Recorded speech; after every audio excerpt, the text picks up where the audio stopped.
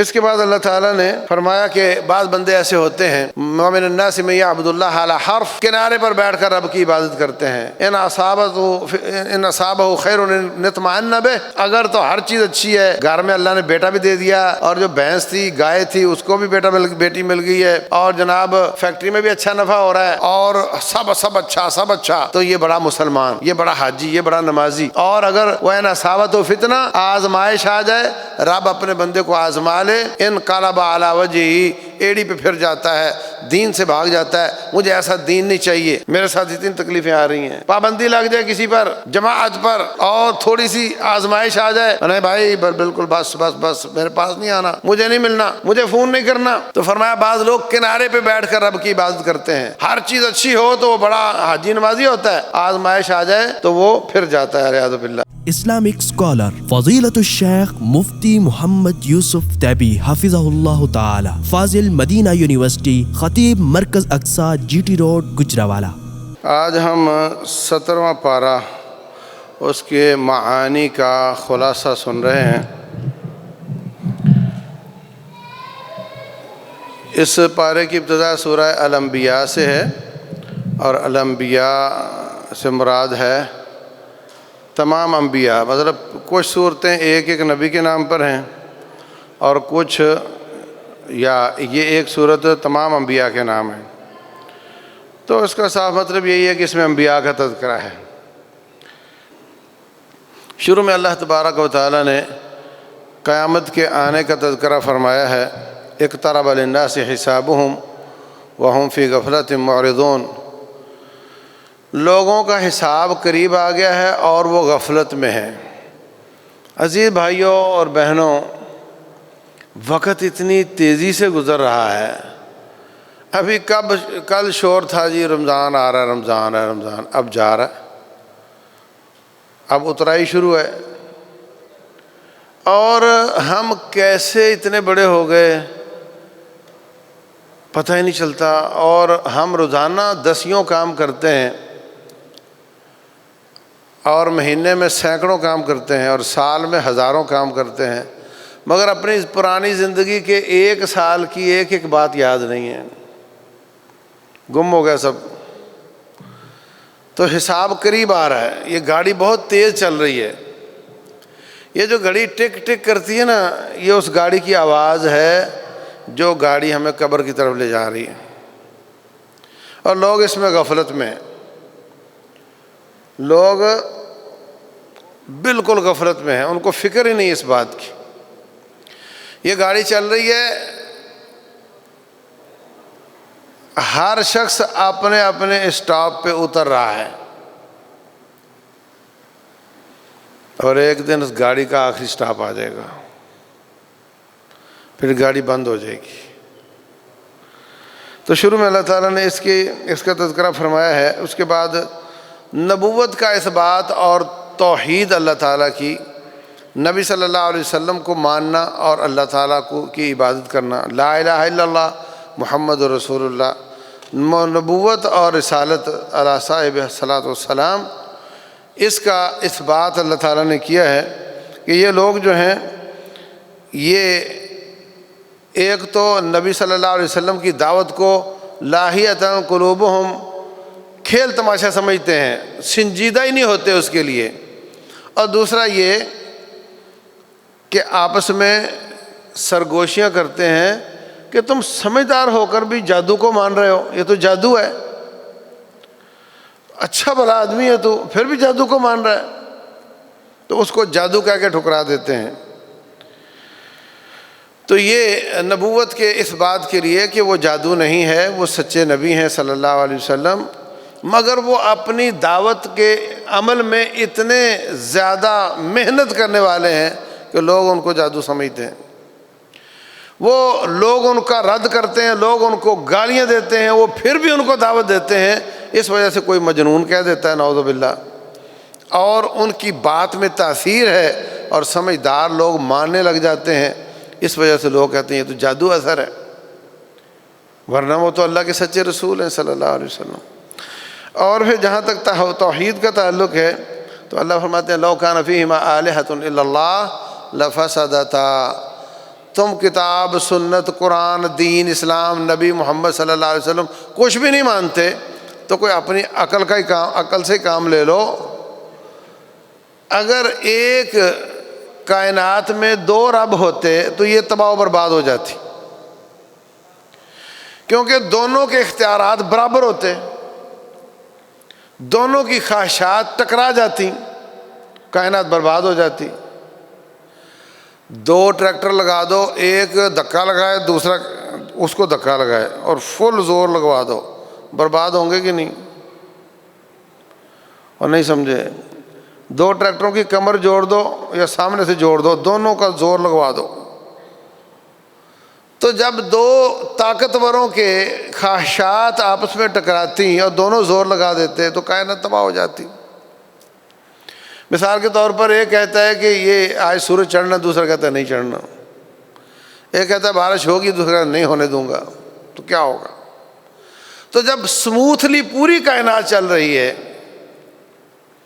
فلکیات والے کہتے ہیں کہ یہ جو سولر سسٹم ہے نا، جتنے بھی سیارے ہیں، زحل ہے، عطارد ہے، مشتری ہے، یہ اللہ نے اتنی باریکی کے ساتھ جڑے ہوئے ہیں، اگر ان میں سے کوئی ایک دوسرے سے تھوڑا قریب ہو جائے تو بھی یہ زمین یا برف کا گولا بن جائے یا آگ کا گولا بن جائے، اور اگر وہ دور ہو جائے تب بھی یہی حالت ہو، اور اگر تھوڑے چھوٹے ہو جائے تب بھی یہی حالت ہو، تھوڑے بڑے ہو جائے تب بھی یہی کیفیت ہو۔ اس قدر بہت حساس سسٹم بنایا اللہ تعالیٰ نے۔ یہ 2 معبود ہوتے تو ایسا کبھی نہیں ہوتا۔ اللہ اکبر۔ پھر اللہ تعالیٰ نے وَجَعَلْنَا السَّمَاءَ سَقْفًا مَحْفُوظًا وَهُمْ عَنْ آيَاتِهَا مُعْرِضُونَ، ہم نے آسمان کو محفوظ چھت بنایا۔ سائنس کہتی ہے آسمان نام کی کوئی چیز نہیں ہے، یہ تمہاری نظر کی حد ہے، جہاں تمہیں نظر آنا بند ہو جاتا ہے تم کہتے ہو یہ آسمان ہے، کوئی آسمان نہیں ہے۔ قرآن کہتا ہے یہ محفوظ چھت ہے۔ قرآن کہتا ہے لا تفتح لهم ابواب السماء، ان کے لیے آسمان کے دروازے نہیں کھولے جاتے، یہ اس کے دروازے ہیں۔ قرآن کہتا ہے کہ ہم نے آسمان دنیا کو ستاروں سے مزین کیا ہے، تو یہ سائنس وہاں نہیں پہنچی، پہنچ جائے گی اور ہو سکتا ہے نہ پہنچ پائے، لیکن اللہ کا علم پرفیکٹ ہے جو وحی کی بنیاد پر ہے۔ سائنس کا علم وہ بدلتا رہتا ہے کیونکہ وہ تجربات کی بنیاد پر ہے، اس لیے کبھی بھی سائنس کو رب کے مقابلے میں شریک نہ بنایا کرو۔ اس کے بعد اللہ تعالیٰ نے موت کا تذکرہ کیا ہے کہ جس طرح قیامت قریب ہے، تمہارا حساب ہونے والا ہے، یہ قیامت تو سب کی موت ہوگی، ہر شخص کی موت اس کی قیامت ہے۔ کل نفس ذائقۃ الموت افإن مت فهم الخالدون، اے نبی اگر آپ فوت ہو جائیں گے تو کیا یہ دشمنی کرنے والے ہمیشہ رہیں گے؟ یہ بھی میرے پاس آ جائیں گے۔ کل نفس ذائقۃ الموت ونبلوکم بالشر والخیر فتنہ، ہم شر سے بھی آزماتے ہیں، خیر سے بھی آزماتے ہیں۔ اللہ تبارک و تعالیٰ پیسہ چھین کر آزمائے تو چھوٹی آزمائش ہے، دے کر آزمائے تو بڑی آزمائش۔ جس کو پیسہ ملتا ہے اس کا بچنا مشکل ہوتا ہے کیونکہ اختیار اس کے پاس ہے، اور جس کو دے ہی نہ وہ بے اختیار ہوتا ہے مال کے حساب سے، اور اس کا بچنا آسان ہوتا ہے۔ اس کے بعد چونکہ اس کا نام سورہ انبیاء ہے تو اس میں انبیاء کے قصے ہیں۔ شروع میں اللہ تعالیٰ نے ابراہیم علیہ السلام کا قصہ بیان کیا ہے مفصل۔ انہوں نے اپنی قوم کو کہا کہ ما هذه التماثيل التي انتم لها عاکفون، یہ کیا مصیبت ہے، بت ہیں جن کے تم سامنے جھک جاتے ہو۔ کہنے لگے وجدنا آباءنا لها عابدین، ہمارے پاس کوئی دلیل نہیں، ہمارے ماں باپ بڑے دادے اس کی پوجا کرتے تھے، ہم بھی کر رہے ہیں، یہی ہماری دلیل ہے۔ اس وقت بھی بچے جوان ماں باپ کو کہتے ہیں ابا یہ زمانہ کمپیوٹر کا ہے، یہ زمانہ AI کا ہے، یہ آرٹیفیشل انٹیلیجنس کا ہے، آپ لوگوں کا زمانہ پرانا ہو گیا، یہ میڈیا کا زمانہ ہے، یہ جو باتیں نا آپ کی سمجھانے والی نہیں ہیں، ہم ان کو سمجھتے ہیں۔ مگر جہاں دین کا معاملہ آتا ہے وہاں کہتے ہیں ابا جو کہتا ہے وہی ٹھیک ہے، جو ابا کہتا ہے وہی ٹھیک ہے۔ اور ووٹ کس کو دینا ہے؟ بولے جس کو ابا کہے گا، اپنی عقل کوئی نہیں، جس کو ابا کہے گا۔ اور دین کون سا اپنانا ہے؟ جس کو ابا کہے گا۔ اور دنیاوی حساب سے میں تم سے زیادہ جانتا ہوں۔ تو میرے عزیز بھائیوں، آنکھیں کھولو، معلومات کا سیلاب آ چکا ہے، انفارمیشن بہت ہو گئی ہے، عام ہو گئی ہے۔ ایک زمانہ تھا قرآن حکیم کا ترجمہ میسر نہیں تھا، کسی نے کیا ہی نہیں تھا۔ شاہ ولی اللہ رحمۃ اللہ علیہ نے کیا فارسی میں، تو مولوی ان کے خلاف ہو گئے کہ آپ نے کیوں کیا۔ لیکن آج اللہ کا فضل ہے، پی ڈی ایف میں بھی ہے، ٹیکسٹ فارم میں بھی ہے، اور جناب ترجمے کی اپلیکیشنیں بھی ہیں، ویب سائٹس بھی ہیں، چھپا ہوا بھی ہے، ہر طرز کا ہے، الفاظ کا الگ ہے اور لفظی الگ ہے، با محاورہ الگ ہے، ہر زبان میں الگ ہے۔ اب فرض ہمارا بنتا ہے کہ اب بڑوں کی تقلید کرنے کی بجائے کتاب و سنت کا مطالعہ کیا جائے اور اس کو اپنا عقیدہ بنایا جائے، اس کو اپنا عمل بنایا جائے۔ بت توڑ دیے، وہ کہنے لگے میں لَأَكِيدَنَّ أَصْنَامَكُمْ بَعْدَ أَن تُوَلُّوا مُدْبِرِينَ، میں تمہارے بتوں کا تیا پاچا کروں گا۔ ان کو دھمکی لگا دی۔ وہ گئے ہوئے تھے کسی میلے ویلے پہ، پیچھے سے کلہاڑی پکڑی، ان کے بت توڑ دیے، اور کلہاڑا بڑے بت کو کچھ نہیں کہا، اس کے اوپر رکھ دیا۔ وہ آئے، ہاں پہلے اندر گئے تو ان کے آگے کھانے رکھے ہوئے تھے، بتوں کے آگے کھانے رکھے ہوئے تھے، مٹھائیاں رکھی ہوئی تھیں، بابرکت ہو جائیں گی تو اٹھا کے لے جائیں گے، چڑھائے ہوئے تھے۔ جاتے کہتے ہیں الا تاکلون، اور تم کھاتے کیوں نہیں؟ بتوں کو کہتے تم کھاتے کیوں نہیں؟ کوئی جواب نہیں آیا۔ تو کہنے لگے ما لکم لا تنطقون، تم تو بولتے بھی کوئی نہیں۔ پھر ان کو کاٹا۔ قوم کہنے لگی من فعل ھذا بآلہتنا، ہمارے معبودوں کا یہ حال کس نے کیا؟ بڑا ظالم ہے وہ کہنے لگے زیادہ تحقیق میں پڑھنے کی ضرورت کوئی نہیں، پورے معاشرے میں ایک ہی بندہ ہے، بس اسی کا کام ہے، اس کو لے آؤ۔ ابراہیم علیہ السلام آگے پوچھا اَأَنْتَ فَعَلْتَ هَذَا بِآلِهَتِنَا، آپ نے کیا ہے؟ کہنے لگے گراؤنڈ ریالٹی یہ بتاتی ہے کہ باقی سارے کٹے پھٹے پڑے ہیں اور یہ ایک صحیح سلامت بھی ہے، اور آلہ قتل بھی برآمد ہو چکا ہے، اس کے کندھے پہ کلہاڑا ہے۔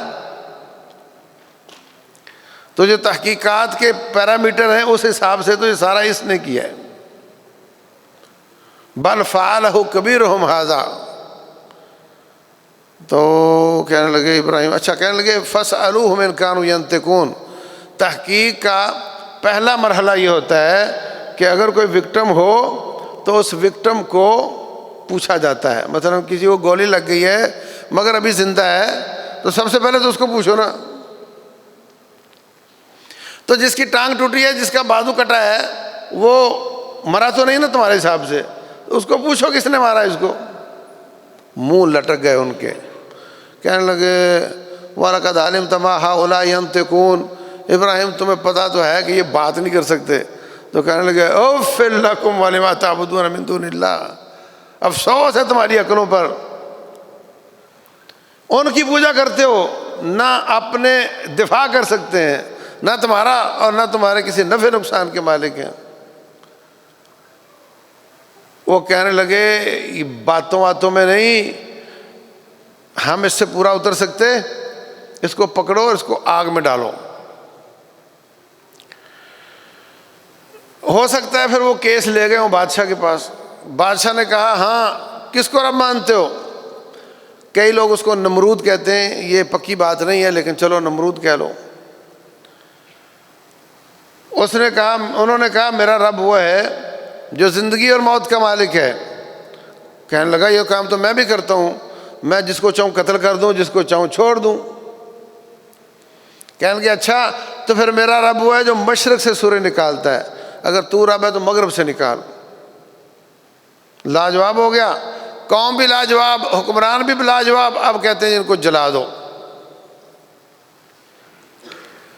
جناب ایک بہت بڑی چار دیواری بنائی گئی اور اس میں بہت زیادہ ایندھن جمع کیا گیا اور اس کو آگ لگائی گئی، اور ان کو پھر کسی گلیل کی طرح کوئی چیز بنائی، گلیل دیکھی آپ نے، اس طرح کی کوئی چیز بنائی، اس میں بٹھا کر پھینکا گیا۔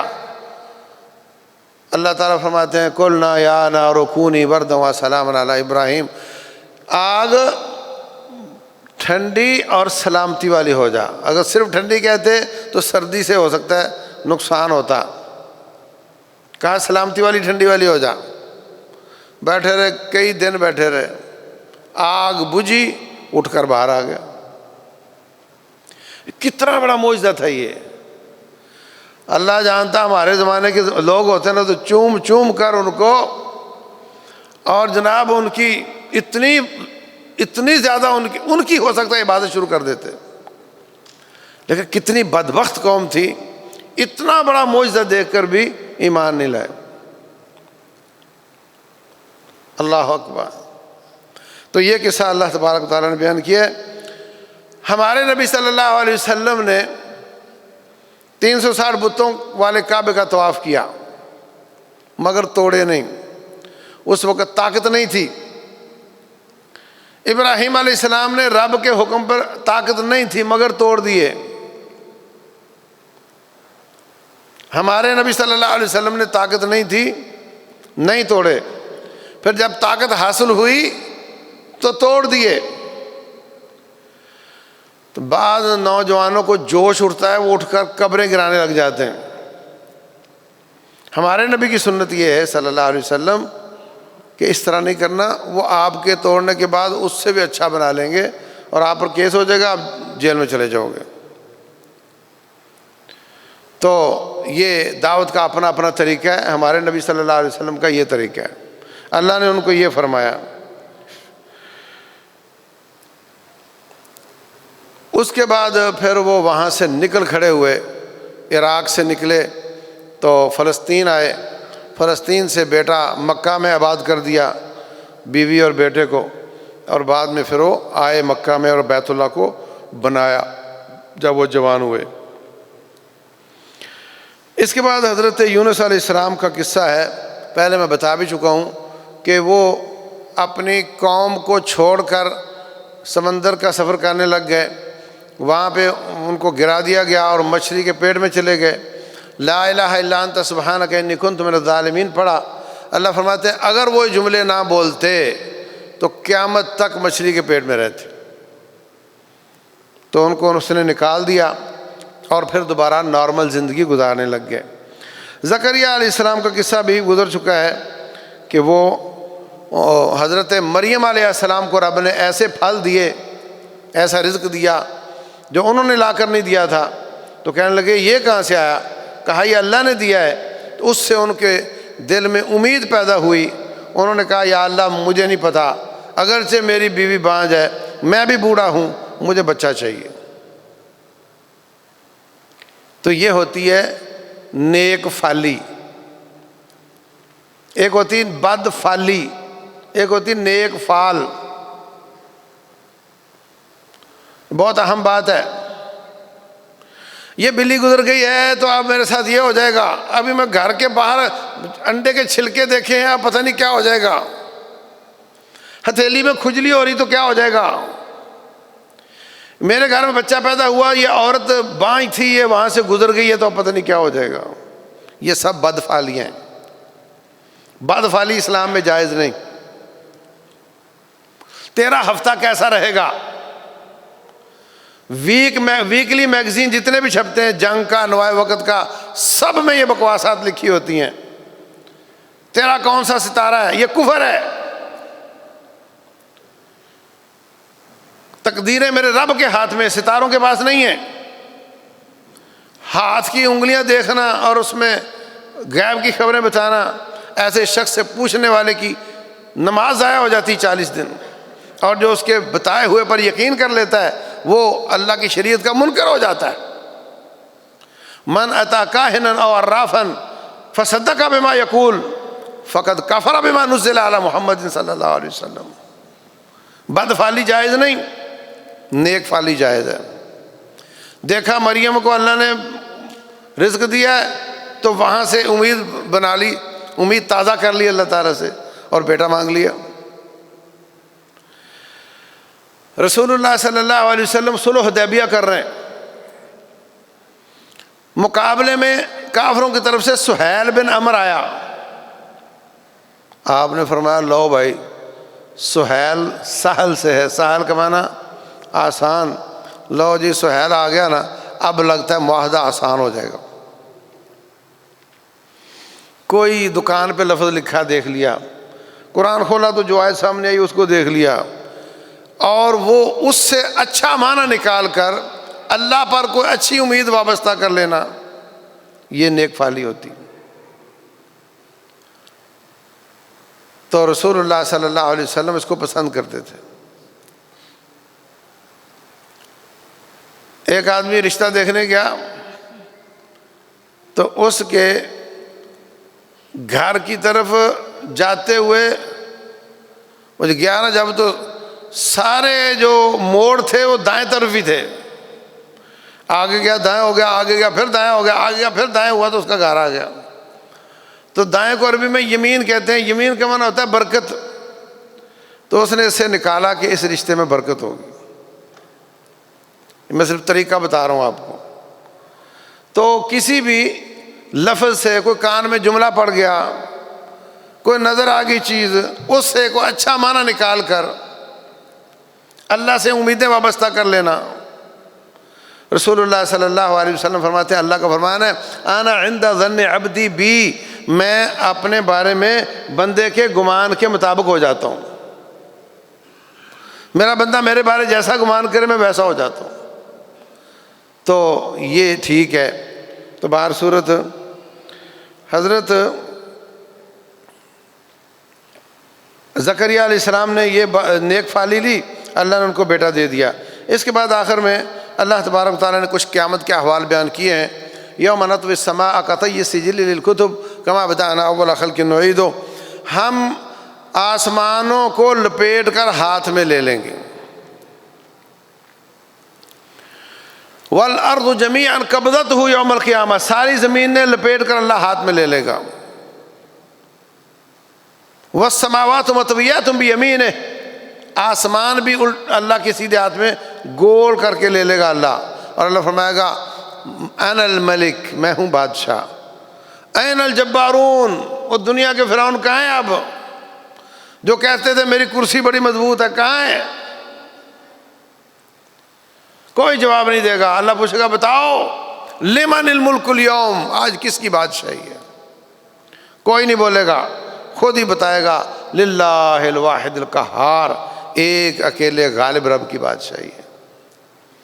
اس کے بعد سورہ حج ہے، اس میں اللہ تبارک و تعالیٰ میں شروع میں تو بہت زیادہ قیامت کے احوال بیان ہوئے ہیں۔ ان زلزلۃ الساعۃ شیء عظیم، جو قیامت کا زلزلہ ہے وہ بہت بڑا ہوگا۔ یوم ترونہا تذہل کل مرضعۃ عما ارضعت، دودھ پلانے والی اپنے بچے کو بھول کر بھاگ جائے گی۔ وتضع کل ذات حمل حملہا، ہر حمل والا جانور اپنا حمل گرا دے گا۔ وتری الناس سکارا، آپ کو یوں لگے گا جیسے دنیا نے شراب پی ہوئی ہے۔ وما ہم بسکارا، نہیں ولکن عذاب اللہ شدید، اللہ کا عذاب اتنا شدید ہوگا کہ کسی کو کسی کا ہوش نہیں ہوگا۔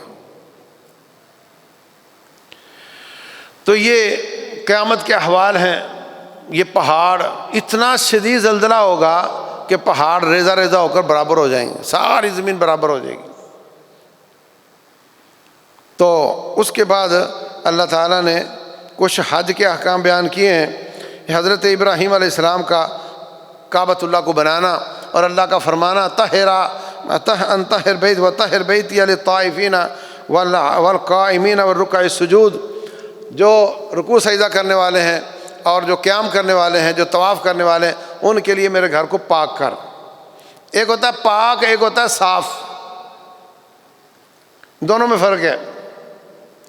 اگر یہاں قالین پر سب لوگ، بچوں نے کچرا پھینکا ہو، کاغذ پھینکے ہوں اور پینسل کو تراش کر پھینکا ہوا ہو، تو ہم کہیں گے مسجد صاف نہیں، مگر ہوگی پاک۔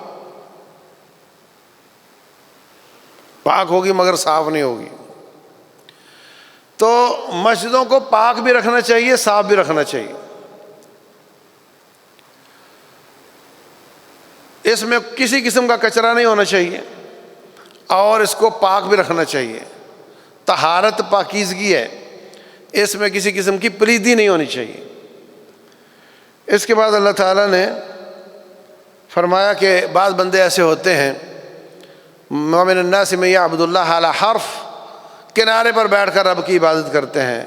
ان اصابہ خیر اطمأن بہ، اگر تو ہر چیز اچھی ہے، گھر میں اللہ نے بیٹا بھی دے دیا، اور جو بھینس تھی، گائے تھی، اس کو بھی بیٹی مل گئی ہے، اور جناب فیکٹری میں بھی اچھا نفع ہو رہا ہے، اور سب اچھا، تو یہ بڑا مسلمان، یہ بڑا حاجی، یہ بڑا نمازی۔ اور اگر وہ ان اصابت و فتنہ، آزمائش آ جائے، رب اپنے بندے کو آزما لے، انقلب علی وجہہ، ایڑی پہ پھر جاتا ہے، دین سے بھاگ جاتا ہے، مجھے ایسا دین نہیں چاہیے، میرے ساتھ اتنی تکلیفیں آ رہی ہیں۔ پابندی لگ جائے کسی پر، جماعت پر، اور تھوڑی سی آزمائش آ جائے، نہیں بھائی بالکل بس میرے پاس نہیں آنا، مجھے نہیں ملنا، مجھے فون نہیں کرنا۔ تو فرمایا بعض لوگ کنارے پہ بیٹھ کر رب کی عبادت کرتے ہیں، ہر چیز اچھی ہو تو وہ بڑا حاجی نمازی ہوتا ہے، آزمائش آ جائے تو وہ پھر جاتا ہے، اعوذ باللہ۔ اس کے بعد اللہ تعالیٰ نے ابتدائی آیات بیان کی ہیں جو جہاد کے بارے میں تھی، یعنی مسلمان مکہ میں آ گئے، اور مکہ سے مدینہ آ گئے۔ مکہ میں ان کو صبر کی تلقین کی جاتی تھی، دشمن بہت زیادہ ظلم کرتا تھا، کہا صبر کرو۔ تو جب مدینہ آئے تو اللہ نے آیت نازل کی، اُذِنَ لِلَّذِينَ يُقَاتَلُونَ بِأَنَّهُمْ ظُلِمُوا وَإِنَّ اللَّهَ عَلَىٰ نَصْرِهِمْ لَقَدِيرٌ، ان مظلوموں کو ہاتھ اٹھانے کی اجازت مل گئی، اللہ ان کی مدد پر قادر ہے۔ تو یہ پہلی آیت ہے جس کے ذریعے اللہ تعالیٰ نے جہاد کی اجازت دی ہے۔ اس کے بعد پھر پہلے تو اجازت ملی ہے، چاہو کرو چاہو نہ کرو، پھر اللہ نے کہا مَا لَكُمْ لَا تُقَاتِلُونَ فِي سَبِيلِ اللَّهِ، تمہیں کیا ہو گیا ہے کہ تم قتال کیوں نہیں کرتے؟ أَرَضِيتُمْ بِالْحَيَاةِ الدُّنْيَا، دنیا پہ راضی ہو گئے ہو؟ إِلَّا تَنْفِرُوا يُعَذِّبْكُمْ عَذَابًا أَلِيمًا، اگر تم نہیں نکلو گے اللہ کے راستے میں دردناک عذاب ملے گا۔ تو یہ ابتدائی آیت تھی، بعد کی آیات نے جہاد اور قتال کو فرض قرار دے دیا۔ آخر میں اللہ تبارک و تعالیٰ نے اپنے نبی کا کچھ مقام اور ان کی کوئی شان بیان کی ہے۔ وَمَا أَرْسَلْنَاكَ إِلَّا مُبَشِّرًا وَنَذِيرًا، مبشر بشارت دینے والا، نذیر ڈرانے والا، جنت کی بشارت اور جہنم سے ڈرانا۔ انبیاء کی دعوت یہ دو طرح کی ہوتی ہے، ڈرانا بھی اور بشارتیں بھی۔ قرآن حکیم میں جگہ جگہ جہاں جہنم کا ذکر آئے گا، ساتھ ہی بعد میں جنت کا آئے گا۔ تو آج کل کئی جماعتیں تبلیغ تو کرتی ہیں مگر وہ صرف فضائل پر رہتی ہیں، وہ صرف ترغیب دیں گی، جہنم سے ڈرانا، شرک سے ڈرانا، یہ کام ان میں نہیں ہے۔ تو یہ دعوت نامکمل ہے۔ انبیاء کی دعوت یہ ہے، ڈرانا بھی اور بشارتیں بھی دینا۔ اور چونکہ صوفی جماعتیں ہیں تو صوفیت میں یہ ہے کہ جناب نعوذ باللہ نہ ہمیں رب سے اور اس کے عذاب سے ڈر آتا ہے، اور نہ ہمیں اللہ تعالیٰ کی جنت کی ضرورت ہے، ہم تو عبادت کرتے ہیں رب کی محبت میں۔ یہ انبیاء کی دعوت کی نفی ہے، کیونکہ انبیاء کرام فرماتے ہیں وَكَانُوا، ان کے بارے میں اللہ فرماتے ہیں وَكَانُوا يَدْعُونَنَا رَغَبًا وَرَهَبًا، اللہ کے نیک بندے وہ ہمیں پکارتے تھے رغبت کرتے ہوئے بھی اور ڈرتے ہوئے بھی۔ تَتَجَافَى جُنُوبُهُمْ عَنِ الْمَضَاجِعِ يَدْعُونَ رَبَّهُمْ خَوْفًا وَطَمَعًا، اللہ سے ڈرتے ہوئے بھی اور اللہ کی جنت میں طمع کرتے ہوئے بھی۔ اور یہ جو دعا سوتے وقت آخر میں پڑھتے ہیں اللہم انی اسلمت نفسی الیک وفوضت امری الیک والجأت ظاہری الیک، اس میں رغبتاً و رہبتاً الیک، یا اللہ تیری جنت میں رغبت کرتے ہوئے اور تیرے عذاب سے ڈرتے ہوئے۔ اور جو دعائے قنوت ہے اس میں بھی یہ الفاظ ہیں نرجو رحمتک ونخشى عذابک ان عذابک بالکفار ملحق، نرجو رحمتک، ہم تیری رحمت کے امیدوار بھی ہیں، ونخشى عذابک، تیرے عذاب سے ڈرتے بھی ہیں۔ تو جو مومن ہوتا ہے وہ خوف اور امید کے درمیان میں ہوتا ہے۔ جب تک زندہ ہوتا ہے اس پر خوف حاوی رہنا چاہیے، جب تک زندہ ہے اس پر امیدوں سے زیادہ خوف حاوی رہنا چاہیے، اس کو ڈرتے رہنا چاہیے کہیں مجھے سزا نہ مل جائے۔ حضرت عمر بن خطاب رضی اللہ عنہ کہتے ہیں اگر اعلان ہو نا کہ قیامت آ گئی ہے اور سارے جنت میں چلے گئے ایک نہیں گیا تو مجھے خطرہ ہوگا وہ عمر بن خطاب ہی ہوگا، اور اگر اعلان ہو کہ سارے جہنم میں چلے گئے ایک نہیں گیا تو مجھے امید ہوگی کہ وہ عمر بن خطاب ہی ہوگا۔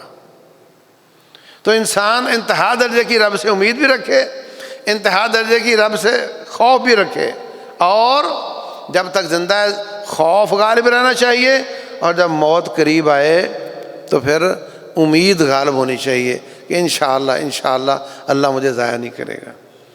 یہ معنی ہے رسول اللہ صلی اللہ علیہ وسلم کے فرمان کا، من احب لقاء اللہ، جو اللہ کی ملاقات کو پسند کرتا ہے اللہ بھی اس کی ملاقات کو پسند کرتا ہے۔ موت کے وقت انسان دنیا سے بے رغبت ہو جاتا ہے جو نیک آدمی ہے، اور وہ چاہتا ہے کہ میں اب اللہ کے پاس چلا جاؤں، اور جب قبر میں جاتا ہے یا اللہ جلدی قیامت قائم کر، میں اپنے گھر میں جانا چاہتا ہوں۔ تو یہ ہے امید اور یہ ہے خوف، اور یہ دونوں ہی ہونے چاہیے۔ اللہ تعالیٰ نے دونوں کا ہی ذکر کیا ہے۔ اللہ تبارک و تعالیٰ سمجھنے اور عمل کرنے کی توفیق عطا فرمائے۔